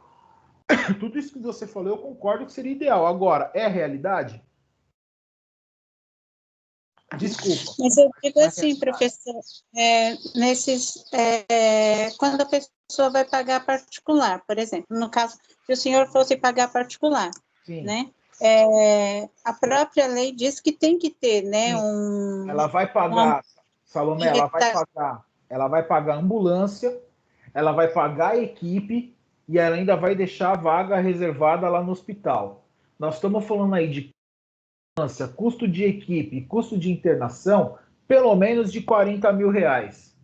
30, 40 mil reais. Então é possível, com certeza é possível. A questão é a pessoa ter dinheiro para bancar tudo isso, e a gente sabe que não é todo mundo que tem essa grana, essa disponibilidade de grana. Por mais que ela possa ter se preparado financeiramente, isso não é uma realidade. Tanto que as pesquisas falam que as mulheres que fazem isso, né, que faz essa programação, que paga a equipe para vir em casa fazer o parto, contrata ambulância, como você falou, que precisa e realmente tem que ter, né? A questão do convênio médico, como o Júnior falou também. Então, ela tem grana, ela tem status social, ela tem grana para fazer isso. E isso não é uma realidade para a maioria da população. Pode ser feito? Pode. Ela vai contratar uma ambulância aí é em torno de 3 mil, 4 mil reais por projeto, por transporte, né? Então, se a ambulância ficar parada ainda esperando o trabalho de parto, ela vai ficar muitas horas parada. Isso vai ser cobrado. Pode chegar aí na bagatela aí de 5, 10 mil só de ambulância. Fora equipe, fora vaga hospitalar, dependendo do hospital que ela for. Tudo bem? É que eu digo justamente nesse sentido das pessoas com maior poder aquisitivo, né? Que mesmo elas, principalmente as primigestas, esses artistas, essas coisas, eles gostam de fazer o parto domiciliar e tudo mais, né? Mas sempre tem que ter essa ambulância ali do lado, né? Sem que eu tô falando. Que nem o Márcio curso a gente pode tudo. Né? É a pessoa que tiver recurso, né? Mas ela tem a obrigação de ter essa ambulância ali para não cair, geralmente, na questão de negligência, né? É isso aí. A ambulância, nesse caso, é obrigatório, né? É isso mesmo. Bom, mais alguma questão, pessoal? Oi? Mais alguma questão, mais alguma dúvida, mais alguma pergunta? Bom, em relação à prova da semana que vem, falei no comecinho da aula, vou estar repetindo para vocês agora. A prova será de 10 questões. Não, eu fiz uma prova que não é tão difícil, como eu falei para vocês lá no começo do curso. Se tudo corresse bem, eu ia tirar o pé na questão da prova e tudo foi muito bem. O curso foi tranquilo, vocês interagiram, participaram, fizeram as atividades, entregaram as atividades, então a gente não teve grandes problemas com isso. Não tem porquê eu dar uma prova absurda descabida, não tem motivo. Então fiz 10 questões lá, valendo 4 mil pontos, bem tranquilo. Baixem as aulas, quem não baixou. Se você não baixou as aulas, você não vai conseguir fazer a prova. Tá? Se você não baixou o material, se você não leu o conteúdo, se você não lê as coisas, você não vai conseguir fazer a prova. Então não é que a prova está difícil, é você que não estudou. Então assuma as suas responsabilidades, tá certo? A responsabilidade pela sua nota é sua, tá? Eu vou estar lançando, depois que vocês terminarem de fazer a prova, eu vou fazer o lançamento, então não adianta ficar me mandando WhatsApp, o AVA me deu, não interessa. Quem vai lançar as notas sou eu. Não é 5.000 pontos? Fecha o microfone, por favor. Acho que a Salomé está com o microfone aberto. Então, assim, não adianta você terminar a prova e ficar me mandando mensagem desesperado. Eu não vou nem responder, tá? Porque quando terminar todo mundo de fazer a prova, eu vou lá e lanço questão por questão, e normalmente os pontos são diferentes dos pontos que o AVA dá, tá certo? Então, o AVA lá tem aluno que acerta 10 questões, o AVA mostra que o cara tirou 9, né? Então, o cara acertou 5 questões, o AVA mostra que o cara errou todas, tirou 0. Então, não se desesperem. Aguardem que eu vou fazer os devidos lançamentos das notas, tá? Bom, em relação ao prazo, a prova vai ser aberta para vocês na quarta-feira. Então, vocês têm até sexta-feira. Tá ouvindo, André? Então, você tem de quarta até sexta-feira. Se o André não estiver dormindo, espero que ele esteja me ouvindo. De quarta até sexta-feira para fazer a prova. Tá? Então, a prova começa quarta-feira às 8 da manhã e vai terminar na sexta-feira às 8 da manhã. São 48 horas. Tá? Eu não vou reabrir prazo. Não vou reabrir prazo. Não fez a prova dentro do prazo, você vai estar com 0. Você vai estar para exame. Beleza? Então, não tem motivo para a gente ter estresse com relação a isso, pessoal. Então, imprime os slides, se você puder imprimir, ou baixa eles lá para você conseguir estudar, né? Dá uma lida com bastante vontade aí nas aulas que eu postei, né? Ou escuta aí os áudios, se você tiver paciência para fazer isso, para ouvir os áudios todos. Então, você precisa disso para fazer a prova, ok? Então, sexta-feira encerra a prova, porque eu preciso lançar essas notas até sábado. Então, sexta-feira encerrou o horário da prova, eu já vou conferir e já vou lançar tudo para vocês. Então, fiquem espertos com relação ao prazo para a realização das provas, para a realização das provas. Professor. Beleza? Pois não. Eu estou esperando ver se a Jaqueline ou alguém lá na Anhanguera vai resolver o meu problema, porque, assim, eu fiz o reconhecimento facial, né? E agora eu estou tentando fazer a prova de metodologia científica e acusa lá que o rosto que apresenta não é o rosto que foi cadastrado, entendeu? E é um problema do AVA. E eu estou tentando, mas já tem 10 dias que eu estou tentando resolver isso e não estou conseguindo resolver, professor. Então, Salomé, isso aí você vai ter que resolver com ela, tá? Porque o prazo foi estipulado e ele vai ser cumprido. É óbvio que, de repente, você teve um problema, não conseguiu... enfim, diante desses problemas que você tem aí de acesso ao AVA, isso não compete a mim resolver. Então, se você perdeu o prazo por conta disso, a professora Jaqueline vai me sinalizar para eu poder reabrir a prova para você. Entendeu? Então, são casos específicos, são casos pontuais, tá? Então, é outra situação.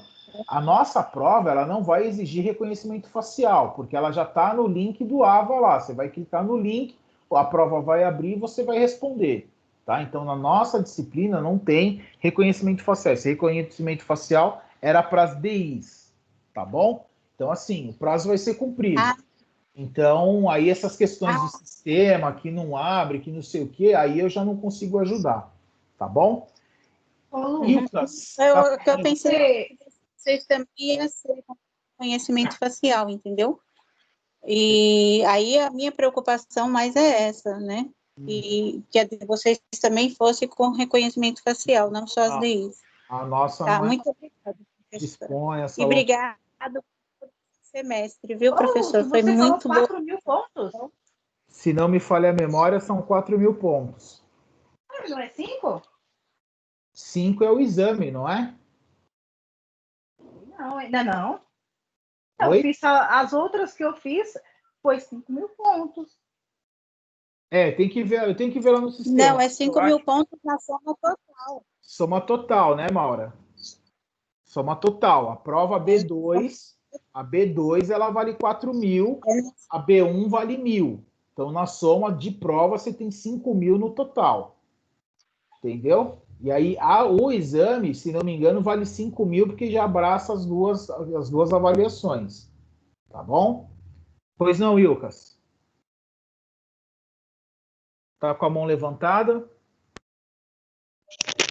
Era sobre isso do reconhecimento facial, professor. Achei que ia ter na nossa também. Eu acho que... Era isso.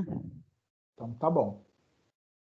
Pessoal, mais alguma questão? O grupo eu não vou desmanchar ainda, tá? O grupo do WhatsApp. Eu vou deixar para desmanchar depois que passarem as provas, tá?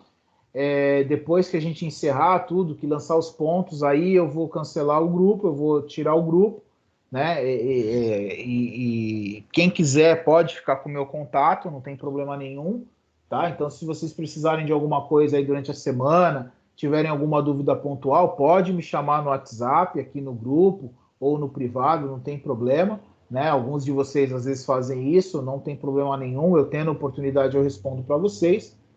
E me despeço por aqui. Então eu quero agradecer aí pela paciência de vocês, agradecer aí a oportunidade de tentar contribuir um pouquinho na formação de vocês, né? Eu não sei se de fato só o tempo vai dizer se eu conseguir atingir o objetivo que eu planejei, né? Que é fazer com que vocês se formem, tornem-se aí profissionais competentes, né? Então agradeço aí pela participação, agradeço aí pelo empenho. Parabéns aí para vocês que vão conseguir concluir o curso aí com bastante êxito, né? E fica o meu desejo de boa sorte para que vocês, de fato, se encaminhem aí na vida de vocês enquanto enfermeiros e sejam aí excelentes profissionais, tá bom? Pois não, Ilcas? Levantou a mão de novo? O professor, nós que agradecemos, viu? O seu desempenho. O senhor é um excelente professor. Eu acho que todo mundo pensa igual eu. Bom, eu vou falar por mim, vai. O senhor é um excelente professor. Muito obrigada mesmo. Todas as vezes que eu precisei, o senhor esteve sempre a postos. Muito obrigada mesmo, viu? Imagina, faz parte do show. Bom, então é isso, Eu pessoal. também agradeço muito, professor. Imagina. Obrigada, professor. Então é isso, pessoal. Ficamos por aqui. Daqui a aula em PDF e em PowerPoint eu já postei no Ava. O vídeo daqui a pouquinho eu subo ele no Ava também, para quem não assistiu a aula, quiser ouvir lá a gravação, vai estar lá no Ava, tá? E aí a gente vai se falando durante a semana, beleza? Pessoal, obrigado pela atenção. Fiquem com Deus. Até a próxima. Até, obrigada. Valeu, professor Lúcio.